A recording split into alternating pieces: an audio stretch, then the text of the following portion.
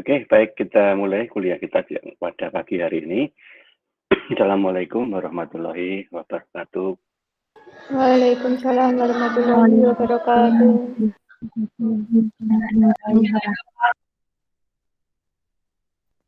Alhamdulillah, pada kesempatan pagi hari ini kita masih bisa ketemu lagi di Google Meet untuk melanjutkan materi kuliah teori akuntansi kita untuk pertemuan yang keempat. Ya. Kita masih berbicara terkait dengan prinsip-prinsip dasar dari teoritisasi akuntansi. Oleh karena itu, mohon nanti kita bisa membuka logika berpikir. Ya, sekali lagi, untuk memahami teori memang harus berdasarkan logika berpikir yang terbuka. Seandainya ini kita ikuti secara runtut maksud dari apa yang saya sampaikan dan dicoba dihubungkan dengan beberapa pemahaman terkait dengan akuntansi yang ada, insya Allah apa yang saya sampaikan itu nanti bisa melengkapi pemahaman terkait dengan akuntansi yang telah kalian peroleh sampai semester 7 ini. Karena memang teori ini, sekali lagi saya sampaikan, fungsinya adalah untuk mencoba memberikan dasar yang paling akurat. Kalau kemarin kita bicara akuntansi lebih banyak ke teknis, itu hanya dalam proses sebagai sebuah alat untuk memberikan informasi saja. Ya, kalau di awal memang benar, sebagai seorang akuntan, penting itu untuk mengetahui bagaimana cara kita menyusun laporan keuangan. Tapi tidak akan selamanya begitu. Karena apa yang akan kita hasilkan dari laporan keuangan itu, mayoritas itu dibaca oleh orang yang tidak sepenuhnya paham terkait dengan akuntansi. Nah, kadang ketidakpahaman ini yang menjadi masalah. Macam-macam efek dari ketidakpahaman dari pembaca itu ya. Mulai dari hanya sekedar menanyakan maksud, ya, sampai dengan memberikan sebuah masukan baru untuk mencoba mengarahkan apa yang ada di dalam laporan keuangan itu sesuai dengan pemahaman mereka. Nah, selama memang itu masih bisa diterima secara akuntansi, itu nggak masalah. Tapi ada kalanya karena yang memberi masukan adalah orang yang tidak begitu memahami, maka keberterimaannya di dalam akuntansi itu jelas tidak ada. Tidak sekedar lemah, tetapi tidak ada. Sehingga pengennya akuntansi diubah sesuai dengan apa yang dia ketahui. Nah, di sisi inilah kalian nanti harus bisa memberikan bargaining. Ya. Karena bisa jadi orang yang saya maksud itu adalah orang yang punya kepentingan sangat tinggi di tempat kalian bekerja nanti. Nah, kalau sudah seperti itu kan antara kita harus mengikuti instruksi dengan menyelamatkan proses dalam akuntansi itu kan jadi membingungkan. Mau pilih yang mana? Nah, oleh karena itu, kalau kalian memang mempunyai pemahaman yang lebih terkait dengan teoritisasinya, maka kalian bisa mengurai letak ketidakbisaan atas instruksi untuk mengubah itu ada di titik sebelah mana. Ya, kadang-kala kita cuma ngomong tidak bisa, Pak. Nanti pertanyaan berikutnya kan kenapa kok tidak bisa? Nah, atau kadang kita cuma berlindung di balik aturan. Ya, memang akuntansi hanya begitu, Pak, bisanya. Kalau diubah lagi yang lain, tidak bisa. Nggak bisa atau nggak ngerti. Nah, bisa jadi kan yang diajak komunikasi itu juga nggak terima. Oleh karena itu, istilah tidak bisa, istilah tidak mau, atau istilah-istilah yang menjustifikasi untuk tidak menjalankan perintah, itu tidak boleh diungkapkan. Nggak boleh. Karena orang akan salah sangka. ketika kita langsung menjustifikasi sesuatu itu dalam konteks langsung, tidak bisa. Apalagi dia punya power di situ, dia punya andil yang besar di unit usaha itu.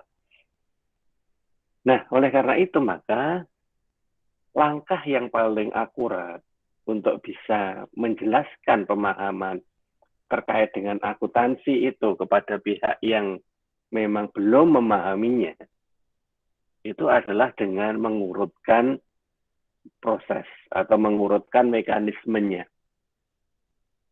Jadi tolong diurutkan, tolong disampaikan bahwa proses yang dilakukan adalah seperti ini. Nah, proses itu adalah sesuatu yang berjalan secara hierarkis. Karena dengan hierarkisnya proses itulah maka akan menghasilkan sebuah laporan keuangan yang bisa diakui secara resmi sebagai sebuah laporan keuangan. Nah, dari situ nanti kalian baru masuk bahwa jika di dalam proses itu diubah atau disesuaikan atau diganti atau apapun namanya, maka akan berpotensi munculnya informasi-informasi yang tidak standar. Munculnya sebuah pola baru yang tidak sesuai dengan ketentuan. Nah, padahal akuntansi itu nanti digunakan sebagai dasar untuk melakukan pengambilan keputusan. Nah, sekarang pihak yang akan mengambil keputusan jadi ragu-ragu ketika melihat bentuk dari laporannya itu tidak standar. Sehingga yang nanti akan berpikir jelek itu justru orang-orang yang ada di luar sana yang menjadi stakeholder kita. Nah, cara seperti inilah yang nanti secara smooth itu bisa memberikan pemahaman bahwa kalau ingin memahami akuntansi berarti memang harus mengerti bagaimana prosesnya itu berjalan. Sehingga lebih baik meminta informasi untuk mengetahui proses daripada harus mengubah sesuai dengan pemahaman. Nah, di sini. Jadi inilah kenapa kalian harus menguasai. 3 pertemuan sebelumnya kita sudah bahas terkait dengan akuntansi itu dari berbagai sudut pandang. Ya, pertemuan terakhir kemarin ketika kita bicara secara lingkup idealismenya. Jadi kondisi yang ideal dan kondisi yang tidak ideal.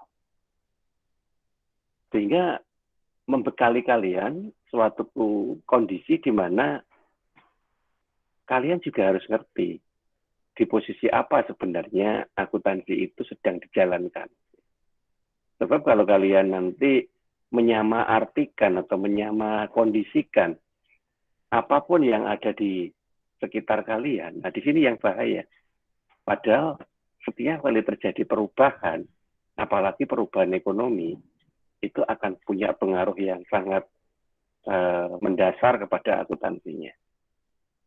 Sehingga apa yang saya sampaikan kemarin tolong dipahami supaya kalian bisa menjelaskan kondisi kita berakuntansi dalam kondisi apa, ideal atau tidak. Nah, hari ini kita akan mencoba melihat akuntansi dalam sisi hakikat. Ya. Kalau bicara hakikat itu biasanya kita bicara sesuatu yang sifatnya intuitif, ya. Karena nanti kita akan menemukan beberapa persepsi dalam berakuntansi. Nah, persepsi ini ada yang benar, ada yang salah. Namun sekali lagi kita harus ngerti bagaimana cara meluruskan dari kesalahan persepsi. Ya. Nah, selain itu, di dalam hakikat ini nanti juga bisa kalian pakai untuk mengarahkan informasi akuntansi itu nanti akan dibawa seperti apa. Jadi, ketika nanti hakikatnya sudah diketahui, maka informasi akuntansinya nanti juga akan menyesuaikan dari arah hakikat itu. Itu yang kedua. Yang ketiga, ketika nanti kita akan menemukan suatu permasalahan di dalam sebuah kompleksitas usaha, maka kalian bisa ngerti laporan keuangan mana atau komponen laporan keuangan apa yang bisa kalian gunakan sebagai referensi dalam memberikan penjelasan. Kalau orang sedang berdebat masalah penyusutan misalnya, kan nggak perlu kita itu menyampaikan laporan arus kas. Kalau orang berdebat masalah penyusutan, ya sudah. Berdebat penyusutan itu di sisi apa, gitu misalkan. Oh, menganggap ada satu metode lebih baik dari metode yang lain. Nah, kalau seperti itu berarti kan kita tinggal melihat aja dua metode itu seperti apa ketika diterapkan di tempat kita. Katakanlah begini, ada metode garis lurus, ada metode unit produksi. Katakanlah begitu ya. Ada yang ngomong unit produksi itu lebih fair. Kenapa? Ya karena nanti kita menggunakan aset itu sesuai dengan kondisinya. Ketika kondisinya itu sedang bagus, masih baru, maka jam dari aset itu nanti bisa dimaksimalkan. Tetapi nanti kalau kondisinya sudah mulai turun, sudah umur ekonomisnya sudah banyak berkurang, hampir habis, maka pemakaiannya juga mulai dikurangi. Nah, ada yang ngomong begitu. Ada juga yang ngomong, ya nggak bisa begitu juga. Orang kita itu loh, membeli aset itu memang dipakai. Jadi dipakai ataupun tidak, secara realitasnya, ya memang harus kita atur penyusutannya. Kita harus akui biaya penyusutannya. Sehingga garis lurus lebih fair. Kenapa? Ya karena semua tahun kita anggap digunakan dalam komposisi yang sama. Nah, sehingga dari situlah kemudian kita bisa mengetahui apa sebenarnya tujuan dari menggunakan metode depresiasinya. Katakanlah tujuannya gini, tujuannya adalah di biayanya, di cost-nya. Kita harus berpikir bagaimana cost-nya itu rendah. Sehingga kita akan menemukan biaya depresiasi mana yang lebih kecil antara metode unit produksi dan garis lurus. Nah, jadi seperti itu. Sehingga kita akan coba tuangkan dulu ke dalam hakikatnya sebelum kita memutuskan mana metode yang paling tepat. Karena semua metode itu ya bagus, tepat. Cuman di antara semua metode yang tepat itu, yang lebih tepat lagi apabila sesuai dengan apa yang menjadi orientasi di usaha itu. Nah, seperti itu loh. Nah, sering sekali saya itu menemukan ya accounting yang terutama accounting yang masih newbie gitu ya. Accounting yang masih pemula. Itu ketika diajak berkomunikasi, itu yang ada di otaknya itu hanya sesuatu yang sifatnya prinsip. Ya, prinsip itu ya hanya di dalam siklus itu aja. Kau ngerti ini bicaranya membuat laporan keuangan, cuman gitu tak. Sehingga ketika diajak ngomong dengan pertanyaan mengapa, itu biasanya bingung. Ngertinya hanya menjawab apa. Nah, kalau ditanya apa, itu bisa jawab. Tapi kok ketika ditanya mengapa, kok menggunakan itu, misalkan, nggak ngerti. Gitu. Ya, jawabannya ya memang aturannya begitu. Aturannya siapa? Ya aturan di tempat ini kok. Padahal itu bukan aturan. Ya, itu hanya kebiasaan gitu aja. Dan kebiasaan itu bisa berubah ketika alasannya lebih bagus. Nah, untuk memberikan alasan yang lebih bagus itu loh, rata-rata tidak tahu. Ya, kenapa? Karena memang tidak mau berpikir lebih luas lagi. Wis ngene loh. Wis ngene wis dadi kok nyapa tidak mikir angel. Nah, kadang seperti itu. Makanya di sisi yang lain, cobalah kita sedikit agak berkembang. Ya. Banyaknya berkembang nanti ketika ada banyak pengalaman. Tapi kita bicara sedikit aja dulu. Yaitu dengan mencoba memaknai akuntansi dari berbagai hakikat dan pendekatan yang bisa kita gunakan. Oke. Kita coba lihat sekarang. Sebelum masuk ke hakikat dan pendekatan, kita kembali lagi ke definisi kemarin, coba. Saya ambil dari ICPA, ya, American Institute of Certified Public Accountant.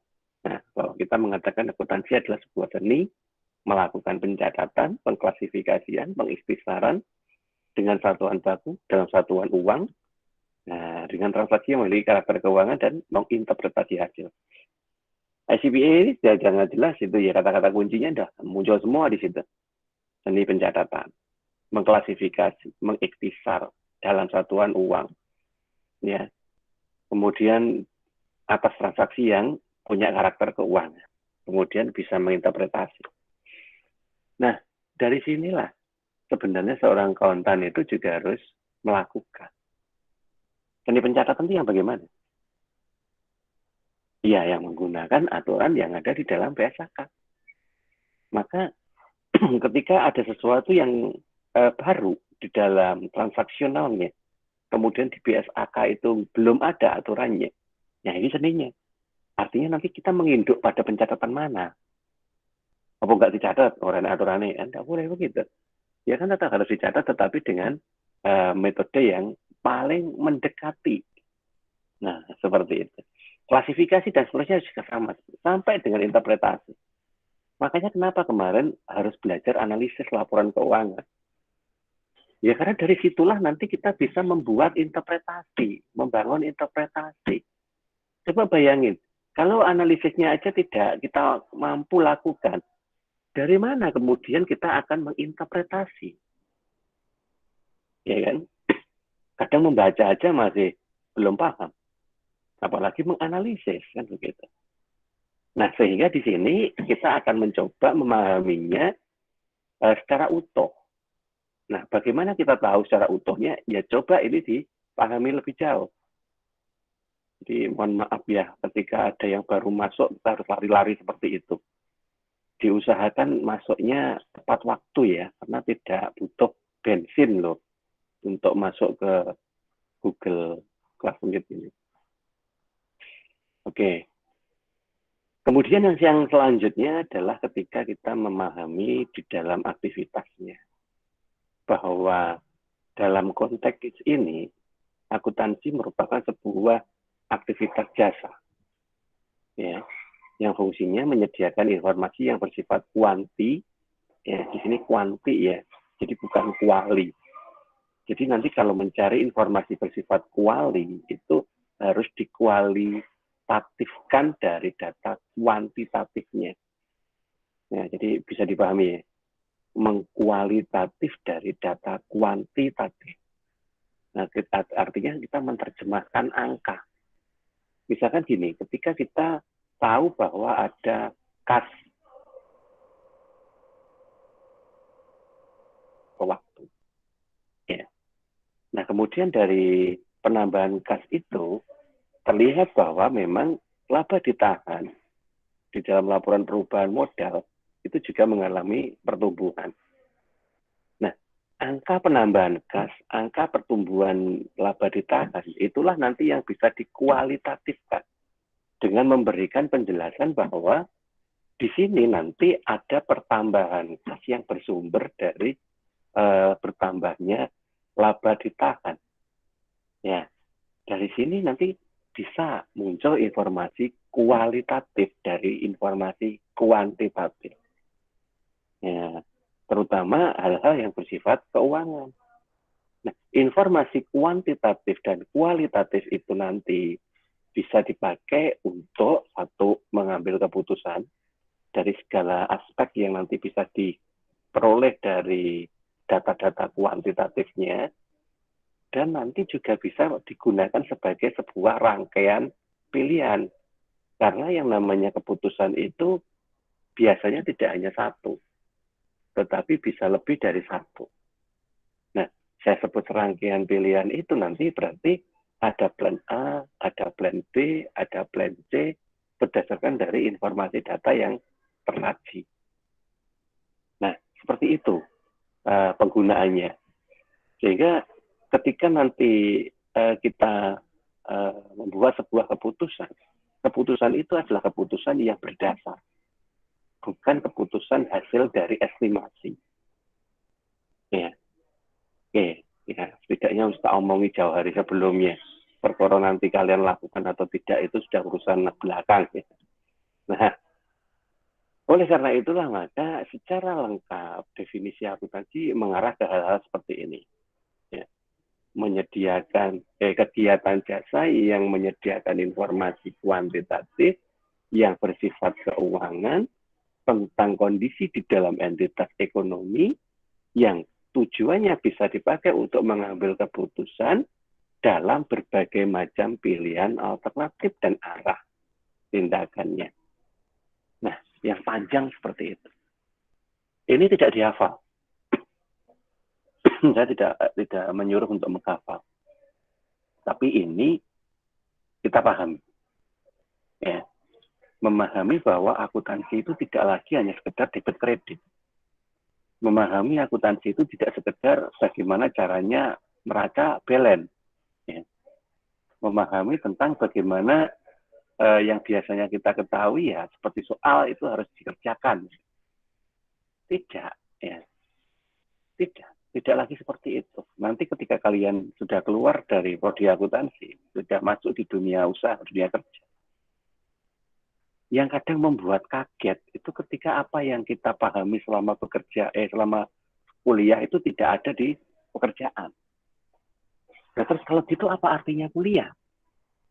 Kuliah itu tujuannya hanya mengumpulkan saja, mengumpulkan sebuah proses.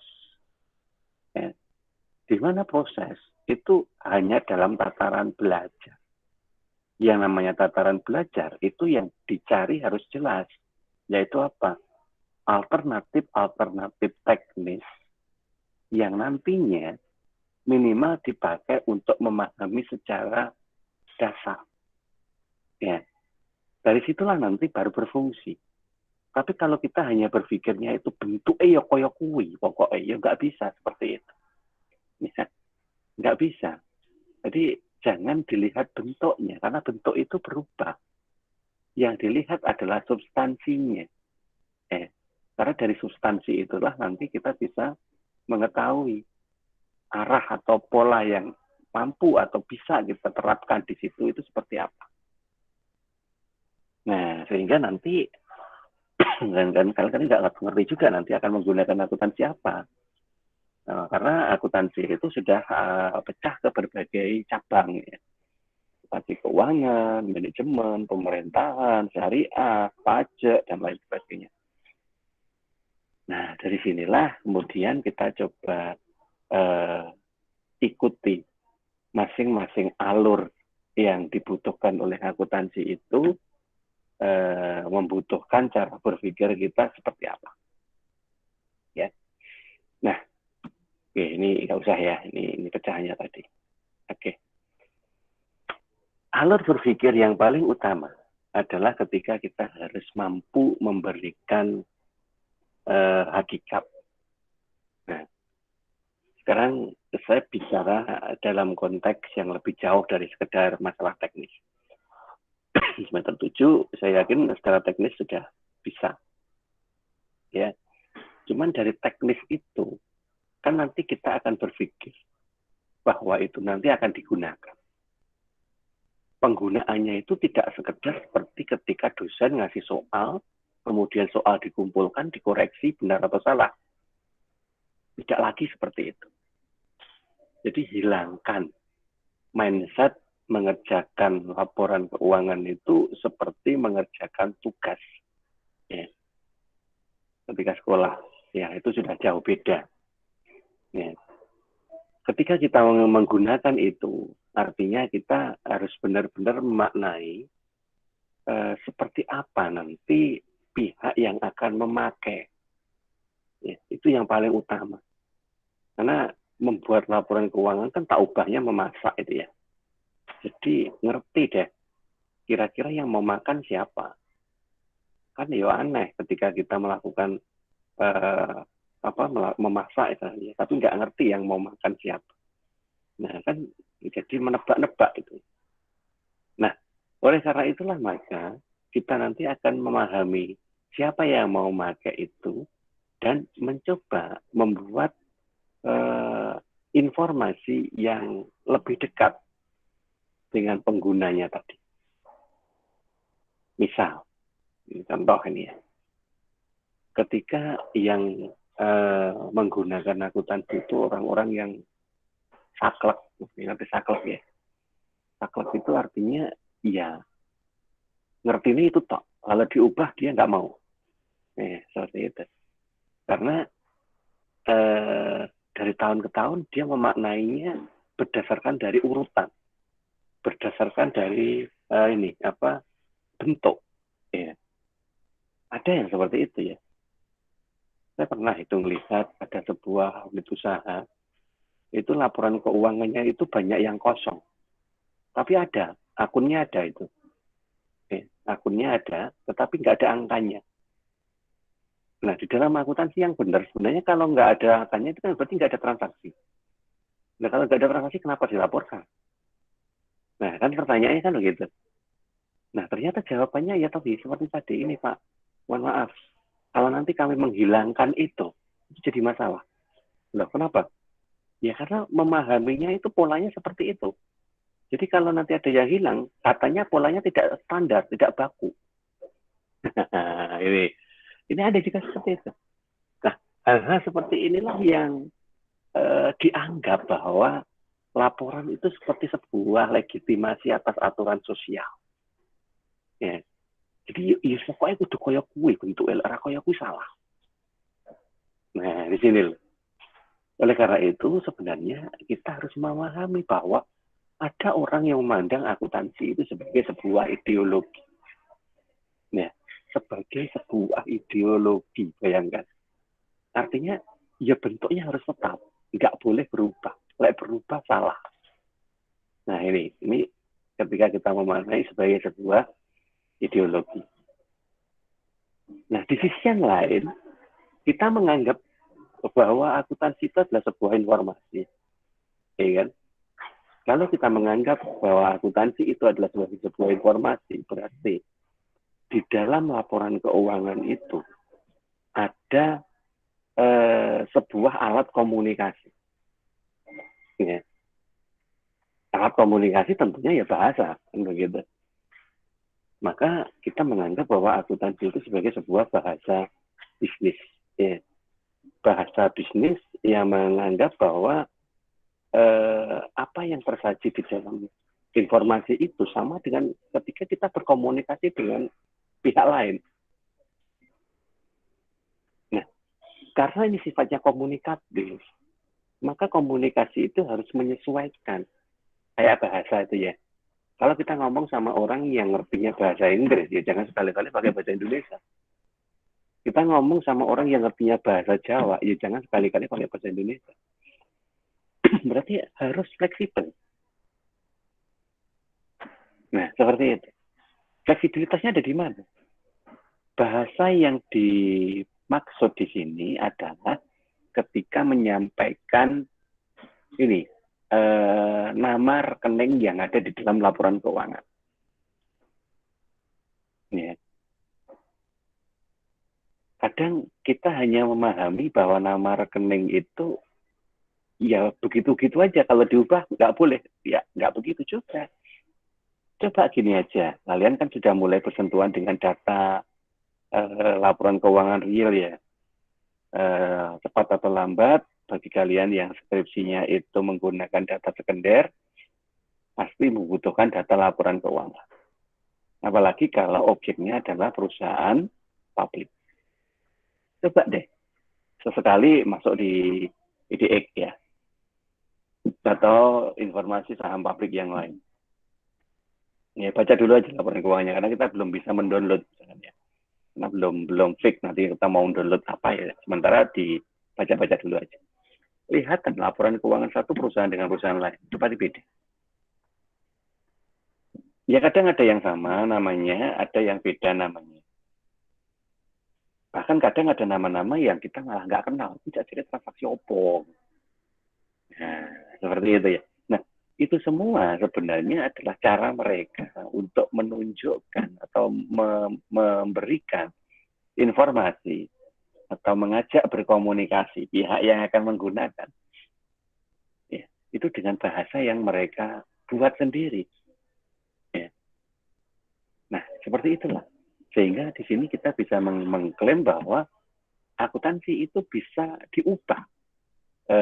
Informasi-informasi atau kalimat-kalimat akun yang ada di dalamnya. selama itu masih bisa dipahami atau memberikan maksud yang sama dengan kalimat awalnya. Nah, seperti itu. Kemudian yang berikutnya adalah sebagai sebuah realitas ekonomi masa kini. Akuntansi yang menghasilkan laporan keuangan, ya, itu berarti sudah berada pada minimal satu periodisasi waktu. Ya. Mengalami sebuah perjalanan waktu mulai Januari sampai dengan Desember. Karena rata-rata kan laporan keuangan itu ya tahunya takwim seperti itu ya. Nah, artinya kejadian dari bulan Januari sampai Desember itu terekap dalam satu laporan yang sama. Padahal bisa jadi selama 1 tahun itu banyak terjadi perubahan. Ya, banyak terjadi perubahan. Nah, perubahan demi perubahan itu karena akuntansi itu adalah historical cost. Itu kan nggak mungkin akan mengubahnya. Ya, kan? Ya apa adanya kita laporkan.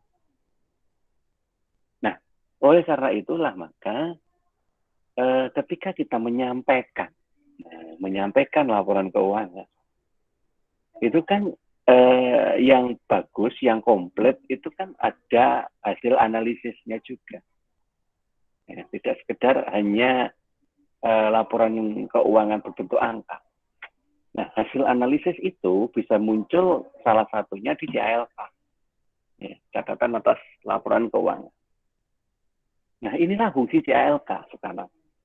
Kadang kita tidak pernah berpikir sampai ke fungsi CALK karena kita nggak pernah ditugasi ngerjakan laporan keuangan itu sampai CALK, ya kan? Nah, padahal fungsi dari CALK itu sangat vital, yaitu apa? Yaitu memberikan penjelasan terkait dengan metode apa yang kita pakai untuk pengakuannya, kemudian apa hal-hal pokok mendasar yang harus kita pahami di dalam laporan keuangan tersebut. Terus kemudian mungkin ada beberapa penjelasan-penjelasan tambahan terkait dengan informasi yang sudah diangkat. Nah, dari situ semua. Nah, oleh karena itulah maka ketika akuntansi itu hakikatnya adalah realitas ekonomi masa kini, bukan masa lalu ya. Berarti di dalam CALK harus ada penjelasan. Penjelasan yang menunjukkan bahwa apa yang ada di dalam laporan keuangan tersebut mengalami berbagai macam kondisi. Di mana pada bulan apa sampai apa, itu kondisinya bagaimana, terus kemudian sampai pada realitas akhirnya itu kondisinya bagaimana, dan ada perubahan di aspek apa. Nah, sehingga pembaca itu ngerti bahwa akumulasi data yang tersaji di dalam laporan keuangan itu adalah akumulasi data yang sudah mengalami berbagai macam pertumbuhan atau berbagai macam perubahan. Nah, ini yang kita sebut dengan realitas ekonomi. Oke. Jadi jangan sampai salah menafsirkan ini. Nah, ini yang paling umum ini. Ketika kita mengatakan bahwa akuntansi sebagai sebuah sistem informasi. Ya, jelas. Karena di dalam akuntansi itu kan ada sistem informasi akuntansi. Ya. Karena apa? Ada proses. Proses yang menghubungkan antara awal kalinya akuntansi itu dibuat hingga terbentuklah sebuah laporan keuangan. Ya. Sehingga nanti di situ ada sebuah urutan perjalanan data yang menghubungkan dari sumber informasi yang awal, yaitu seorang akuntan tadi, dengan pihak pemakai eksternalnya. Sehingga lazim kalau misalkan pihak eksternal itu kemudian berkomunikasi langsung dengan akuntan terkait dengan data yang ada. Nah, seperti itu. Apalagi kalau sistem informasinya belum terstandar. Ya, terkadang membuatnya itu ya suka-suka gitu. Yang penting laporannya jadi. Nah, sehingga antar satu periode dengan periode berikutnya itu kadang bentuknya lain-lain. Nah, seperti itu. Itu merupakan sebuah pemahaman kita. Sehingga dari situlah nanti kita bisa menjadikan penjelasan bahwa apa sih pentingnya adanya sebuah SIA. Atau paling tidak kita bisa memahamkan bahwa SIA itu sebenarnya apa. Nah, kadang kan kita hanya ngerti, oh SIA itu flowchart loh. Ya tentu gitu kan. Ya belum tentu. Ya tergantung dari ini panjang pendeknya alurnya kan gitu. Kalau memang alurnya itu utuh ya memang bentuknya flowchart.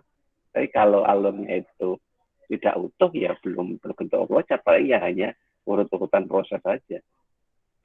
Nah, di dalam pandangan ini ya kita harus mampu memahamkan pihak yang nanti akan menjadi pengguna bahwa ada ukuran-ukuran formal yang tidak boleh ditinggalkan di dalam laporan tersebut. Ya. Ya, jadi ukuran-ukuran formal itu lebih mengarah kepada metodologi dalam penyusunannya. Nah, di sini.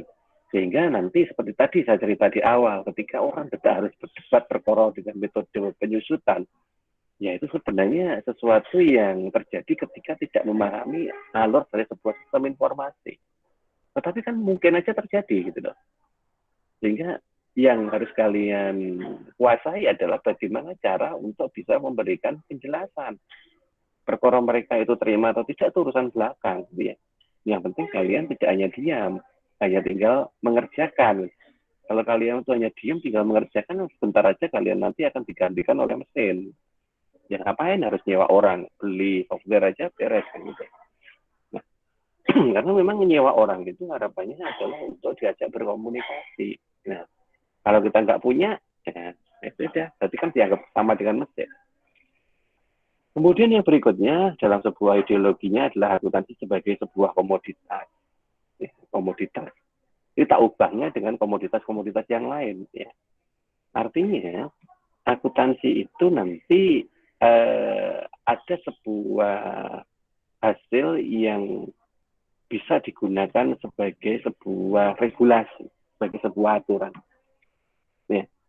Misalkan begini, ketika kita memberikan sebuah informasi laporan keuangan yang cenderung ini apa namanya flat, ya, cenderung merata, misalkan begitu. Jadi artinya tidak terlalu banyak terjadi naik turun atau fluktuasi dari angka-angka yang ada di dalam laporan keuangan, terutama di aspek laba. Ya, ketika itu di flatkan, ya artinya memang itu dianggap menjadi satu hal yang sifatnya sama rata, maka di sini bisa jadi ada sebuah ketentuan baru yang bisa kita maknai bahwa menyamakan proses, menyamakan informasi itu ternyata menghasilkan dampak yang positif, yaitu tidak terlalu banyak masalah yang muncul ketika informasi itu dipublish. Maka itu akan menjadi sebuah regulasi baru bahwa informasi yang baik adalah informasi yang sifatnya merata. Nah, seperti itu. Nah, sehingga dengan cara seperti itu orang memaknai bahwa penyusunan laporan itu bisa disesuaikan. Kalau tidak bisa disesuaikan, maka bisa minta bantuan pihak lain untuk memodifikasi dalam menyesuaikannya itu. Nah, ketika ada suatu transaksi yang terjadi atas pola, maka pola itu berubah menjadi sebuah komoditas. Ya. Kemudian berikutnya ketika kita memaknai sebagai sebuah mitos. Nah ini yang lebih ekstrim. Karena kalau sudah menjadi mitos itu orang sudah percaya penuh gitu. Karena kalau nggak melakukan itu dianggap salah tadi. Ya, contohnya gini. Ketika kita sudah terbiasa menerbitkan informasi terkait dengan usaha itu dalam sebuah laporan keuangan. Dan kemudian kita tidak menerbitkan suatu saat karena suatu alasan. Nah, kemudian ternyata gara-gara kita tidak menerbitkan itu, banyak orang yang kemudian komplain ke kita atau mungkin bertanya ke kita.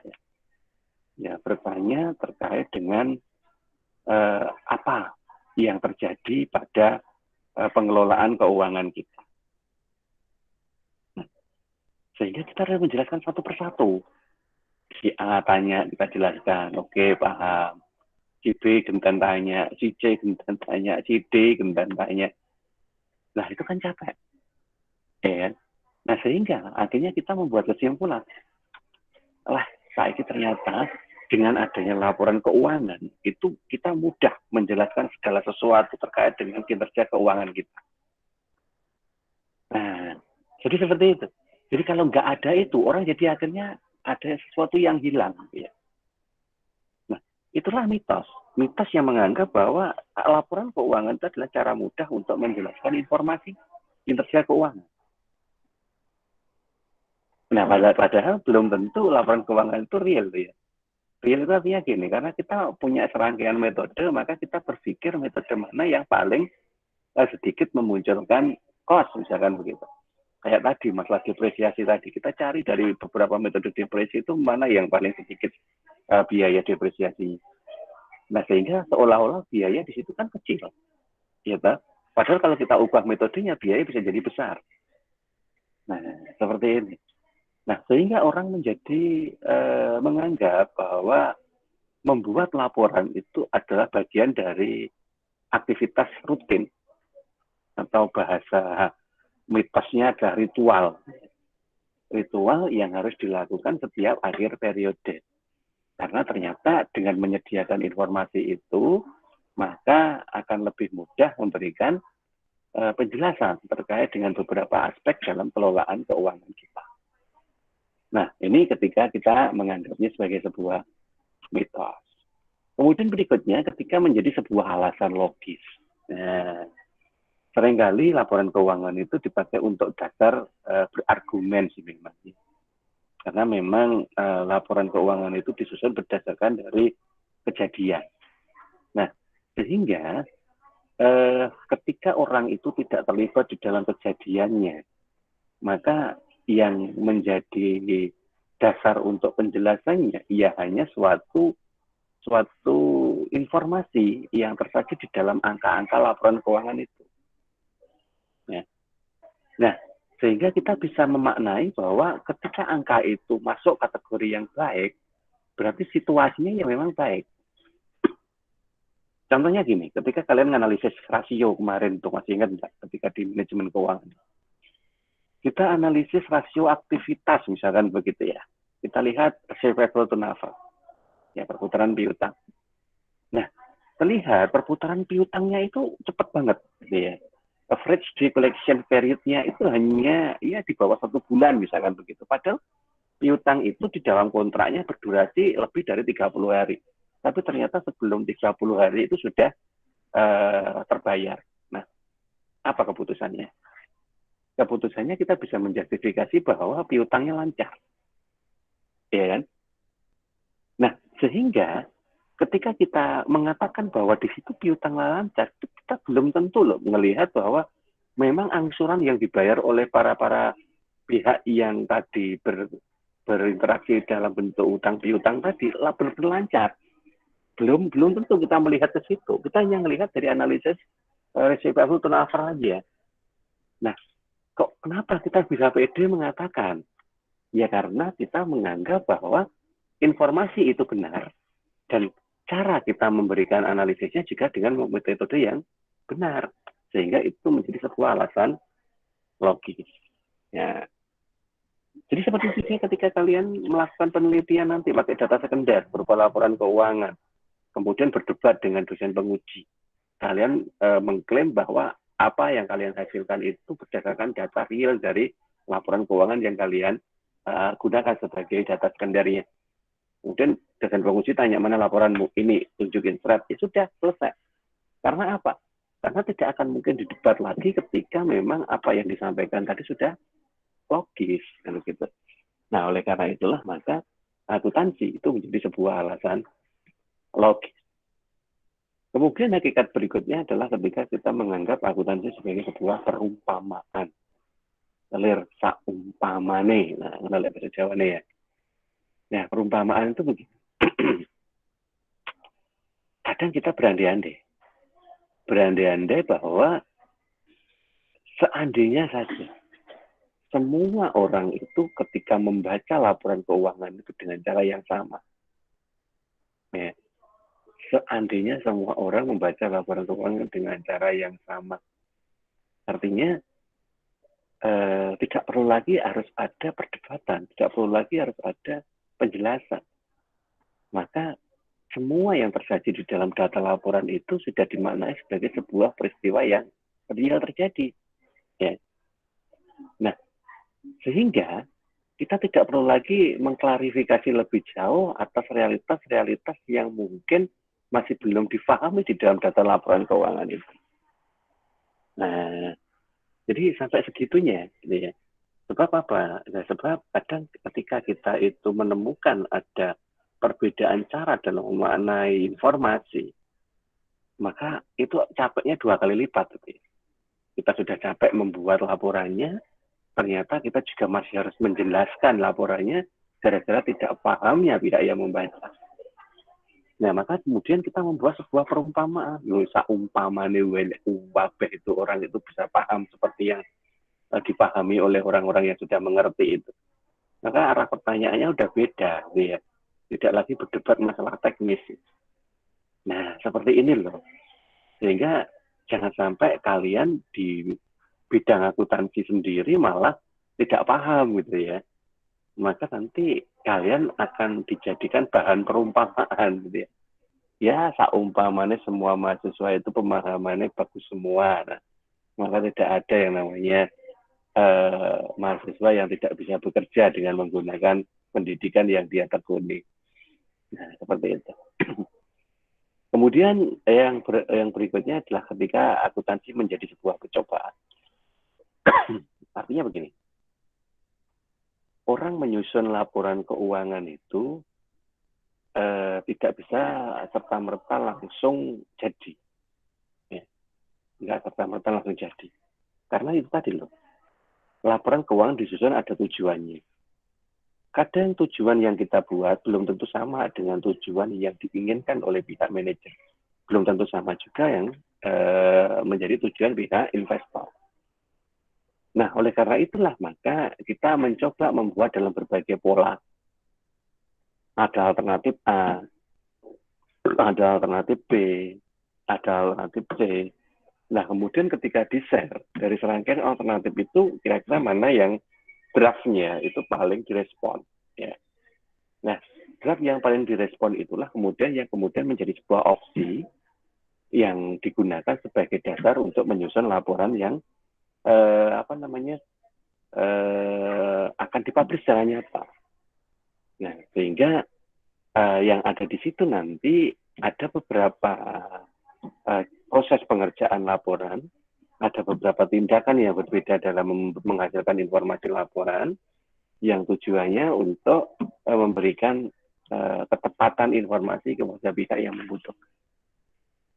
Atau kalau nggak begitu gini, kita sengaja membuat informasi itu berbeda. Misal gini, untuk pihak bank kita buat berbeda, dengan pihak pajak kita buat kita sengaja membedakan.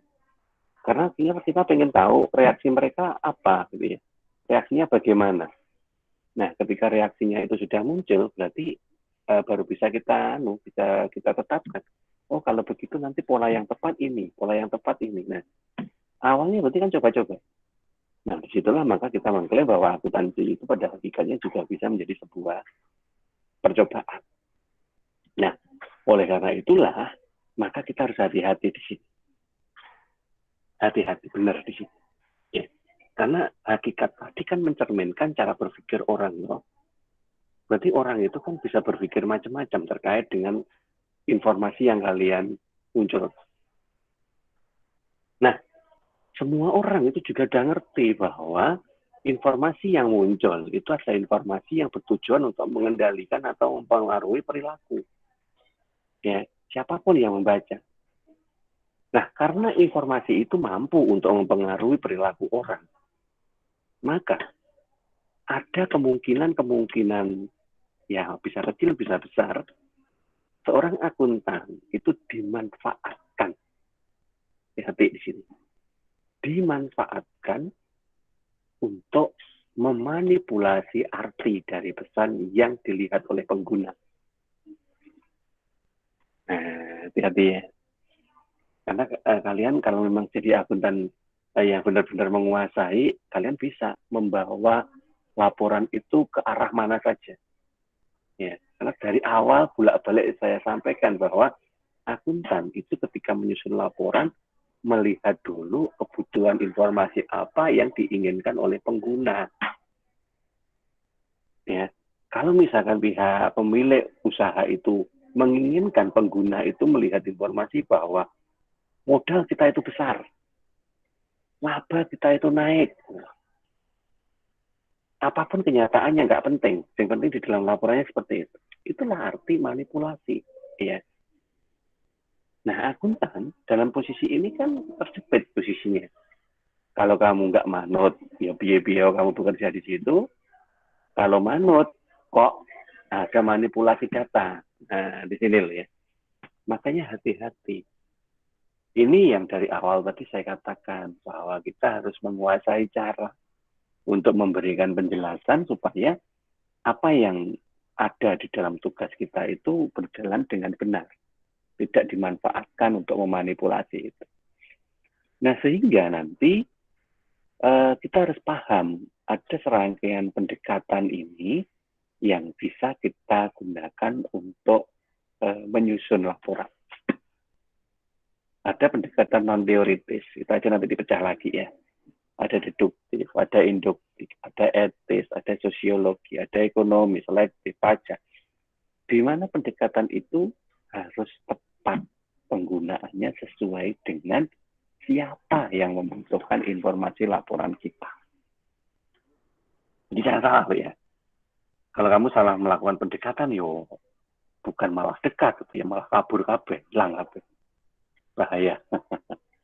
Oke, kita pahamin aja di pengertiannya masing-masing. Pendekatan non teoritis, ya, itu dibedakan jadi dua. Ada pragmatic approach dan ada authoritarian approach. Pragmatik itu artinya pragmatis ya. Yang mana ini pendekatan yang paling standar, yaitu mencoba menyamakan informasi itu dengan kejadian nyata. Kejadian nyatanya bagaimana, kemudian kita sampaikan informasinya. Maka ini menjadi sebuah solusi praktis untuk menjelaskan fenomena. Nah, ini yang standar. Selama tidak ada masalah dengan yang standar ini, ya sudah. Berarti memang inilah yang harus dilakukan oleh seorang accounting. Kemudian yang kedua adalah pendekatan authoritarian atau kekuasaan. Nah, ini biasanya begini. Kalau salah mengartikan pendekatan kekuasaan itu adalah mencoba itu tadi, memanipulasi data. Ya, pimpinan karena merasa berkuasa di situ, maka dia menginstruksikan kepada akuntan untuk memanipulasi data. Itu yang negatif ya. Tapi yang positif nggak begitu. Yang positif itu melihat dari aspek yang dilakukan oleh para penyusun standar ya, atau organisasi profesional. Ketika melihat bahwa ada transaksi yang nanti berpotensi mengalami perbedaan persepsi, ya, maka kemudian pola atau metode transaksi itu diubah.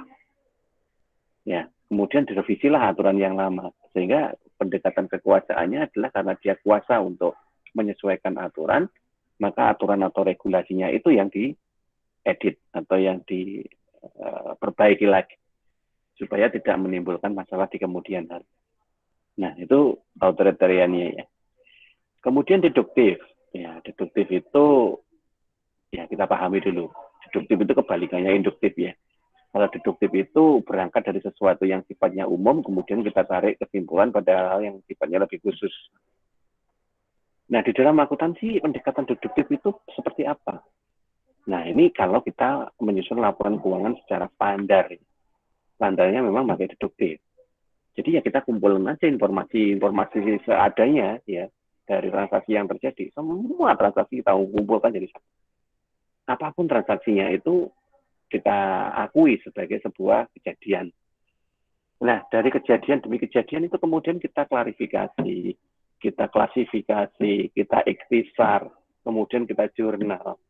Nah, dari cara-cara logis dalam rangkaian siklus akuntansi itulah kemudian mengerucut menjadi sebuah laporan. Ya kan? Laporan keuangan, katakanlah begitu. Sehingga dari semua kejadian transaksi itu muncullah neraca, laba rugi, perubahan modal, dan seterusnya. Nah, kalau misalkan itu dipengaruhi oleh pendekatan lain, ya, maka bisa jadi dengan data yang sama, itu bisa menghasilkan informasi yang berbeda. Nah, itu karena apa? Karena deduktif. Sesuatunya yang diambil dari sesuatu yang umum, kemudian kita kerucutkan jadi informasi yang khusus. Nah, oleh karena itulah, maka yang menjadi dasar orientasi pendekatan penyusunan laporan keuangan standar adalah ini. Yang umum adalah kejadian transaksinya, kemudian laporannya mengikuti kebutuhan dari pemakainya. Pemakai laporan itu menginginkan informasi apa, maka kita buat sesuai dengan kebutuhan pemakai informasi tadi. Jadi bisa jadi tidak semua informasi itu kita munculkan di situ. Nah, sehingga langkah-langkahnya yang pertama menentukan tujuan dari pelaporan keuangannya, kemudian yang kedua memilih postulat. Ya, postulat itu adalah pendekatan akuntansi secara umumnya. Ya. Ya, minggu akan datang nanti kita coba pahami tentang postulat, prinsip, dan teknik ya. Tapi setidaknya kita pahami lebih awal dulu bahwa postulat itu adalah prinsip umumnya. Jadi prinsip umumnya apa? Nah, kemudian dari prinsip umum itu menghasilkan prinsip dasar. Ya. Prinsip dasar itu akhirnya menghasilkan sebuah metode atau teknik. Nah, runtutannya begitu. Makanya kita nanti harus mengetahui apa itu postulat, apa prinsip, apa teknik atau metode. Nah, ada urut-urutannya di dalam ditutup nanti seperti itu. Kemudian berikutnya adalah kebalikannya, yaitu induktif. Ya, kalau induktif itu nggak lazim. Ya. Jadi ini sifatnya adalah informasi yang khusus. Yang rata-rata menggunakan pendekatan induktif itu akuntansi manajemen. Ya. Jadi gini, misalkan seorang manajer itu butuh terkait dengan data biaya. Ya, data biaya. Maka yang dilaporkan kan tentunya nggak perlu laporan laba rugi, tetapi hanya laporan terkait dengan penggunaan biaya. Nah, sekarang masalahnya butuh data biaya itu untuk melihat apa? Misalkan untuk menentukan harga jual yang baru. Ya, maka kita mengumpulkan dari kernik-kernik yang paling detail. Ya. Biaya-biaya umum, kemudian biaya-biaya operasional, kemudian biaya-biaya yang masuk di dalam BOP, misalkan overhead. Itu kita kumpulin semua. Kemudian kita gabung menjadi satu rangkaian dan diberikan informasi penjelasan. Sehingga dari sifatnya yang kecil tadi, yang detail tadi, kemudian kita munculkan sebuah interpretasi yang sifatnya luas. Maka pendekatannya adalah induktif. Kenapa kok kita berikan informasi yang luas?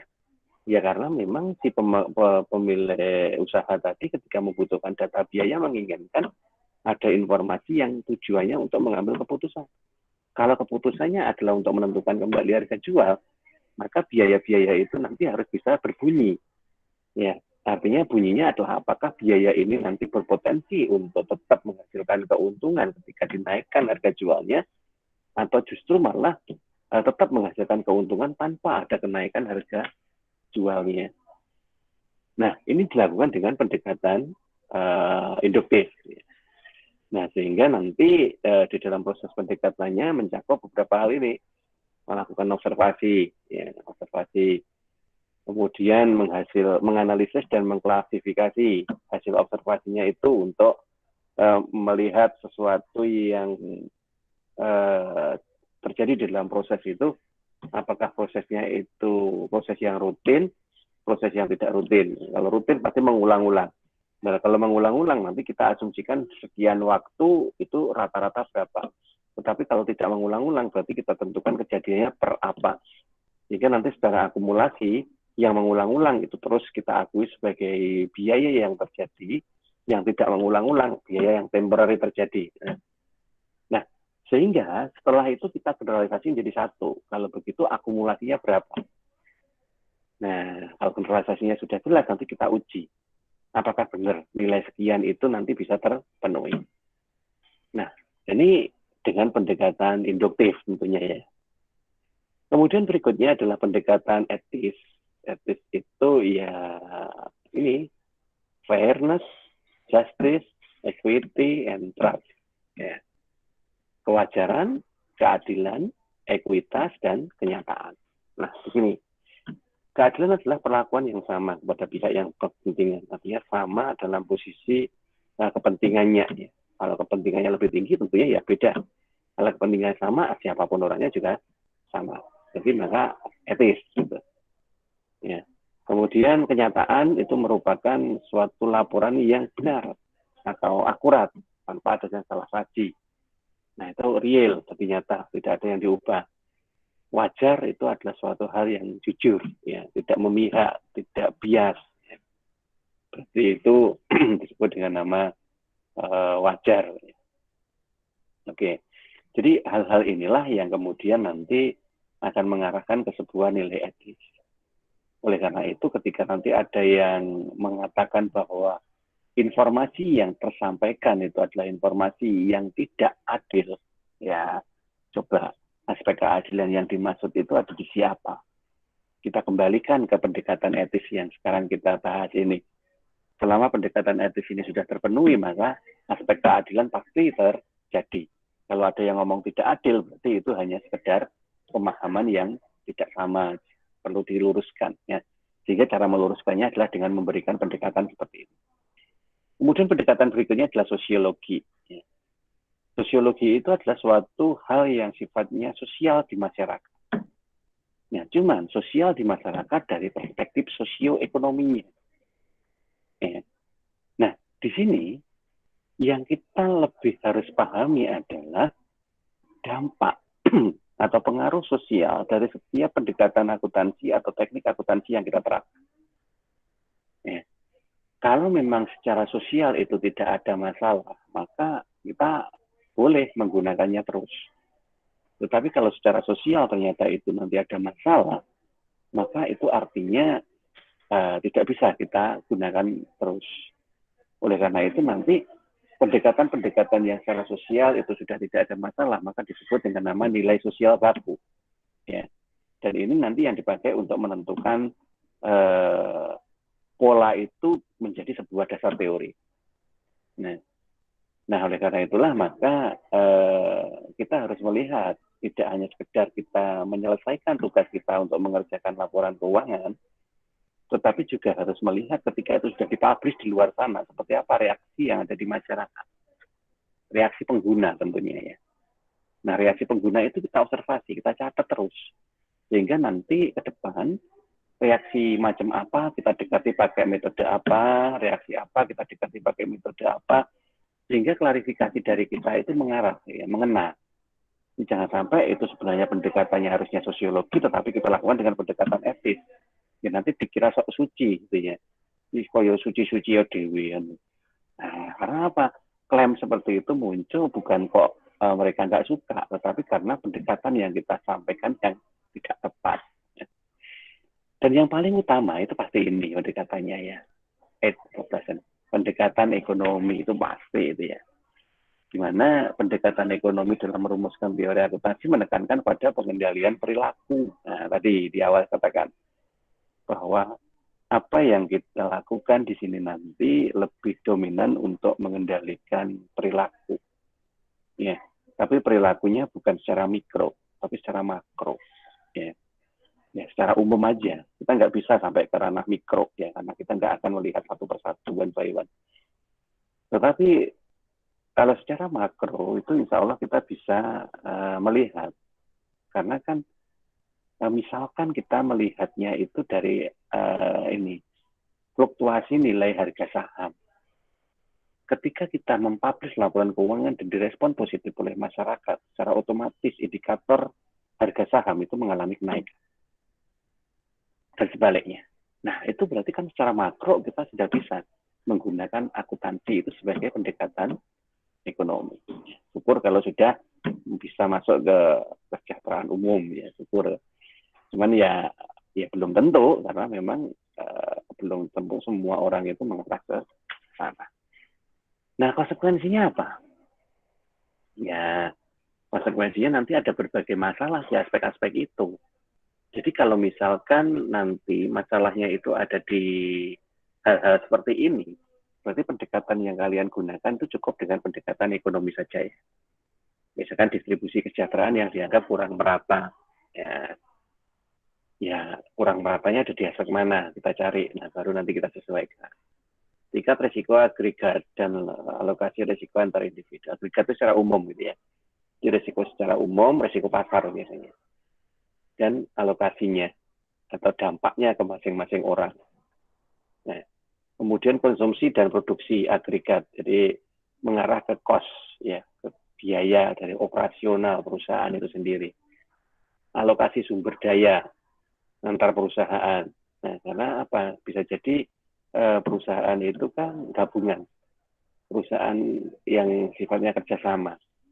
Nah, sehingga membutuhkan pemahaman terkait dengan alokasi sumber dayanya.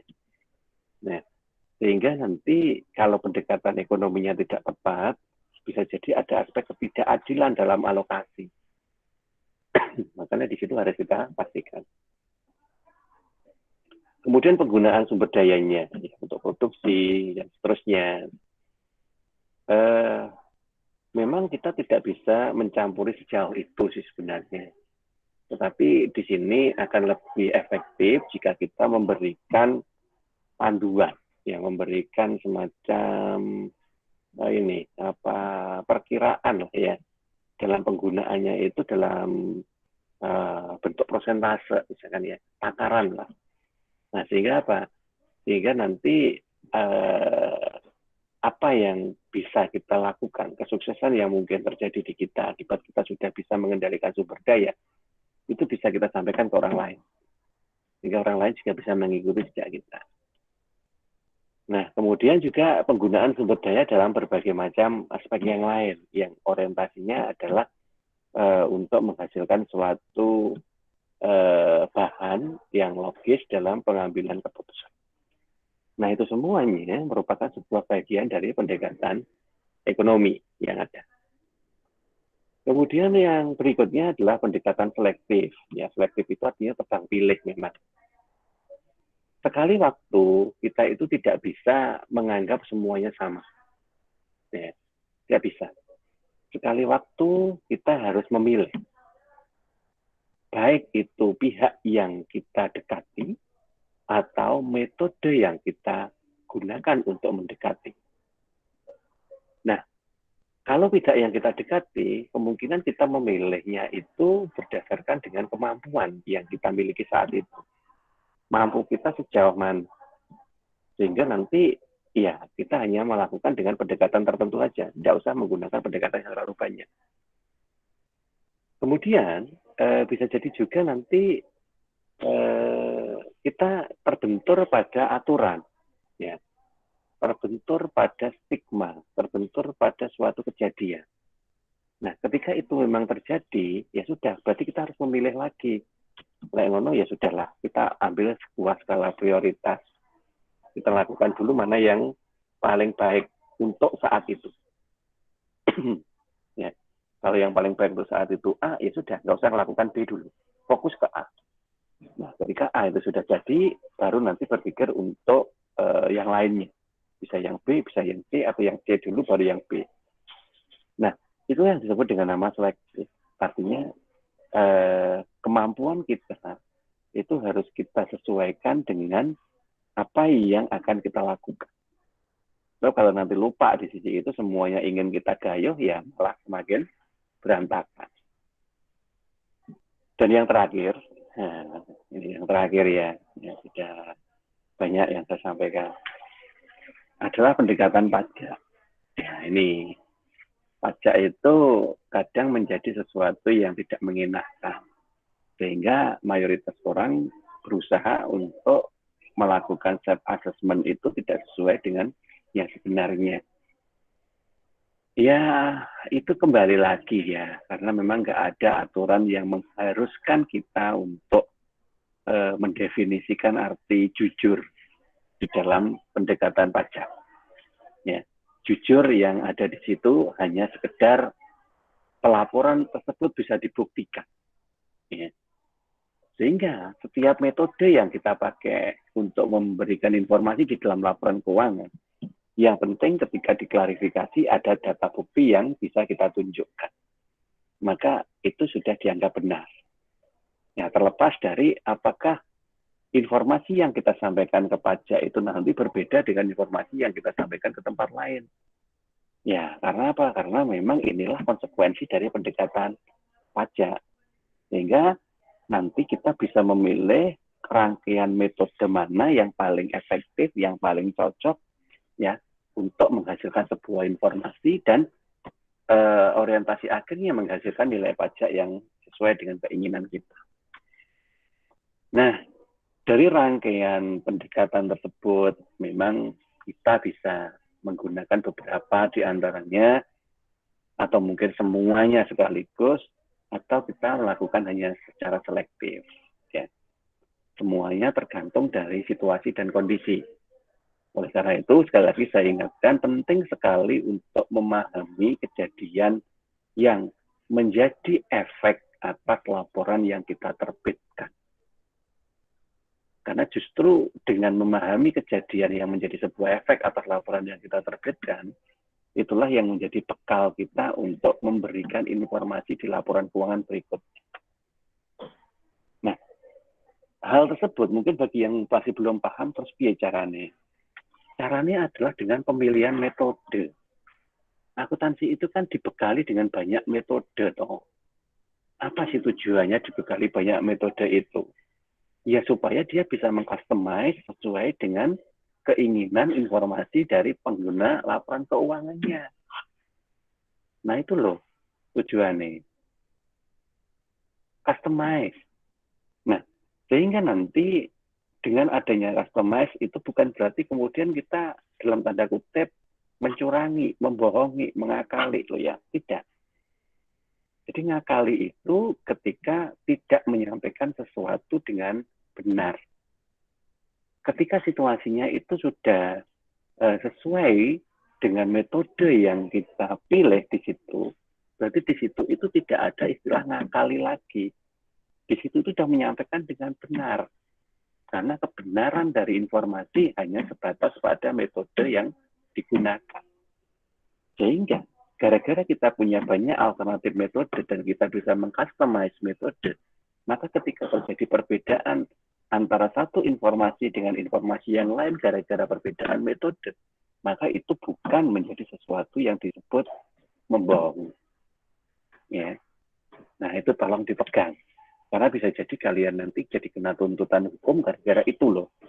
Nah, ini saya laporkan ini karena kalian bohong. Nah, sekarang coba diurai dulu definisi bohong itu seperti apa. Nah, oleh karena itulah maka nanti kita harus lebih paham, lebih menguasai terkait serangkaian metode yang ada di akuntansi itu. Ya, kalau saat ini belum menguasai nggak ada masalah karena kita pegang PSAK itu terus ya. PSAK itulah dasarnya sehingga ketika nanti kita bingung untuk suatu metode maka kita larinya ke PSAK. Oke, mungkin begitu yang bisa kita bahas pada pagi hari ini. Monggo kalau ada yang mau ditanyakan silakan.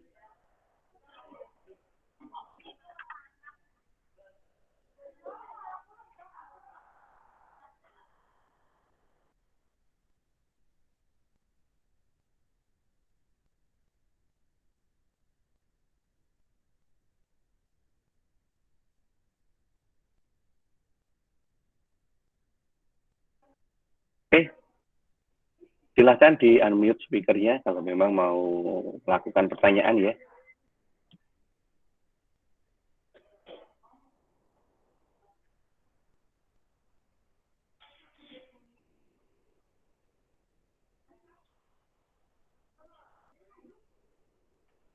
Oke, baik. Kalau nggak ada ini amati dari semua yang hadir tidak ada yang meng-unmute speaker ya berarti tidak ada pertanyaan.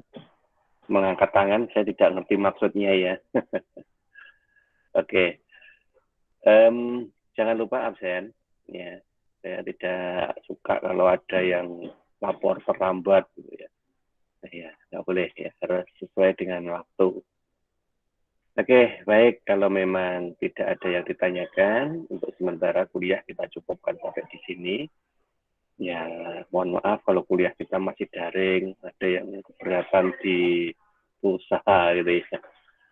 Ya sudahlah. Ya, kita memang belum bisa maksimal sih.